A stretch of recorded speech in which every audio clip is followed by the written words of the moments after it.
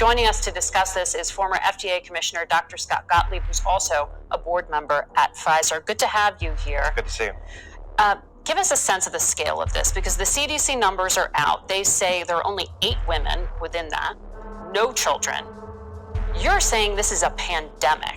That's not a word the administration's using yet. What level of emergency are we at? Yeah, look, and I think they're going to be reluctant to use the word pandemic because it implies that they've failed to contain this. And I think at this point we failed to contain this. We're now at the cusp of this becoming an endemic virus, where this now becomes something that's persistent that we need to continue to deal with. I think the window for getting control of this and containing it probably has closed. And if it hasn't closed, it's certainly starting to close. 11,000 cases across the world right now, 1,800 cases, as you said, in the U.S.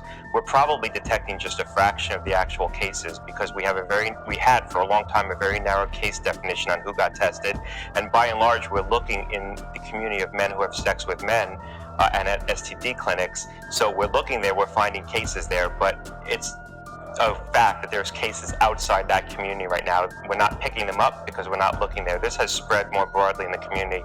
I wouldn't be surprised if there's thousands of cases right now. It's a little chilling to hear you say containment has failed.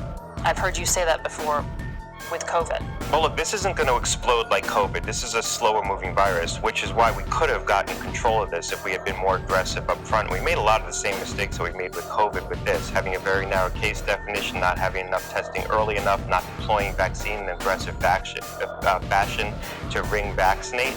But now this is firmly embedded in the community, and while it's not going to explode because it's harder for this virus to spread, it's probably going to be persistent. You'll have this as a sort of a fact of life, maybe spreading as a sexually transmitted disease, but also breaking out of those settings.